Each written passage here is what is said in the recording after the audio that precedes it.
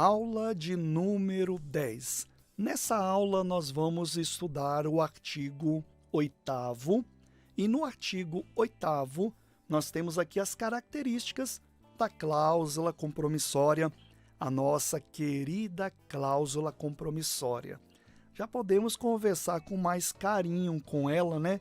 Porque já estamos nos familiarizando com a cláusula compromissória, estamos crescendo aí no entendimento que a lei traz sobre a cláusula compromissória e agora vamos ver algumas características da cláusula compromissória.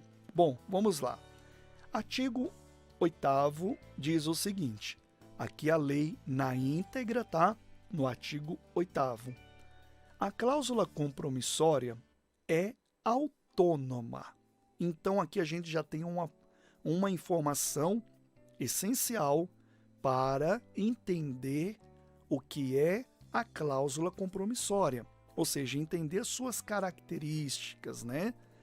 Ela é autônoma, ou seja, quando existe um contrato, vou até terminar de ler aqui, porque aqui já explica também, né? A cláusula compromissória é autônoma em relação ao contrato. Então aqui já começa explicando. Em que estiver incerta, de tal sorte que a nulidade deste não implica necessariamente a nulidade da cláusula compromissória. Olha o que acontece. A cláusula compromissória, por mais que ela é inserida no próprio contrato ou ela é apartada do contrato, mas ela está relacionada ao contrato, vinculada ao contrato, ela é autônoma do contrato. O contrato é uma coisa, a cláusula compromissória é uma outra coisa, tá? Só que ela diz respeito a esse contrato, então ela está vinculada a esse contrato. Ela versa sobre esse contrato. A cláusula é para esse contrato, mas ela é diferente, ela é autônoma. Ainda que validade, a cláusula compromissória continua valendo. Por quê? Porque ela é autônoma, tá? Então ela continua valendo. Ou seja, se surgir algum conflito relativo a tal contrato, o que acontece, ainda que ele já esteja não valendo mais, a cláusula vai demandar a questão da solução desse litígio, tá? Então, essa informação aqui, deixa eu abrir novamente, ela é muito importante porque ela diz muito sobre a cláusula compromissória. Então, só passando aqui porque nós já vimos, né? Não necessariamente a nulidade da cláusula compromissória. Aí nós temos o parágrafo único que diz o seguinte: caberá ao árbitro decidir de ofício ou por provocação das partes. O que é essa provocação das partes? A gente já estudou nas aulas anteriores sobre o convite que é feito às partes. Então, surgiu um conflito relacionado a esse contrato. Ainda que esse contrato não tenha mais validade, vamos voltar aqui e ver, a cláusula compromissória ela é autônoma, então ela tem a sua jurisdição própria, né? Podemos dizer assim.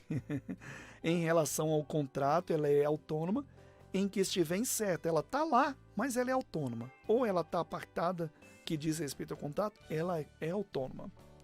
De tal sorte que a nulidade deste contrato não implica necessariamente a nulidade da cláusula compromissória. Ah, foi anulado o contrato, estou livre dessa cláusula compromissória, agora vou levar para a justiça esse conflito que surgiu lá naquele contrato que hoje está nulo, mas eu tenho que resolver essa pendência.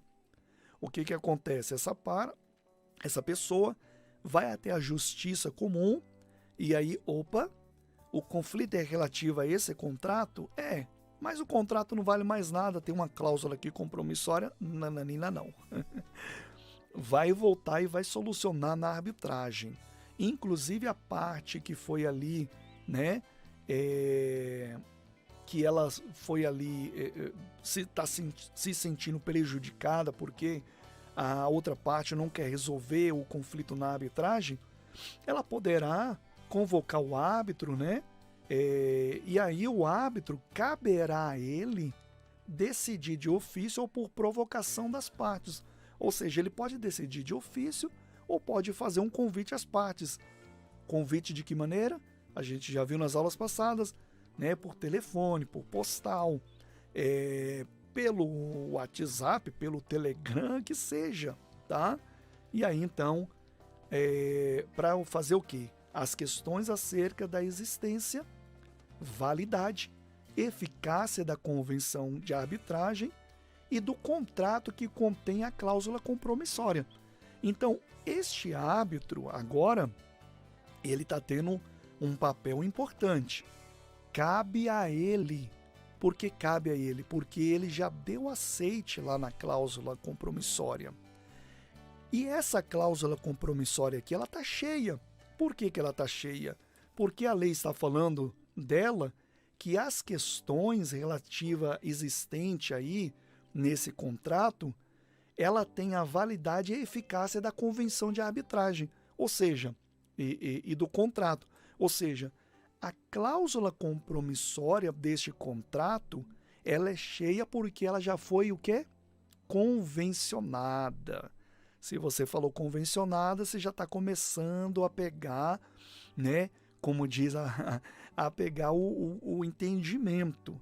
Então ela já foi convencionada. Por isso que cabe ao árbitro que deu aceite, que convencionou com as partes, cabe a ele agora fazer a provocação das partes, né? Ou decidir de ofício, começar a se movimentar para solucionar o litígio que está ali compromissado com a cláusula, através da cláusula compromissória cheia, que está ali já indicando o árbitro, indicando todas as regras que nós vamos ver nas próximas aulas, tá certo? Em relação ao compromisso arbitral. Então, o árbitro agora ele tem que decidir. Ele é, nesse caso, obrigado a decidir, inclusive. Por que ele é obrigado a decidir? Porque ele já deu aceite. Se ele não tiver dado aceite antes de ser instituída, convencionada a arbitragem, é outra coisa. Aí ele pode recusar. Já vimos essa regra. Mas uma vez que ele aceitou, ele é obrigado. Ele é obrigado agora a dar andamento nesse procedimento arbitral. Então, esta cláusula, ela tem essas características, ela é autônoma e ela tem essas características de validade. Ou seja, ela tem uma importância muito grande relativa ao contrato que existe a cláusula compromissória a este ponto que nós estamos vendo agora, tá certo? Então, essas são mais características aí da cláusula compromissória. Vamos agora para a nossa próxima aula.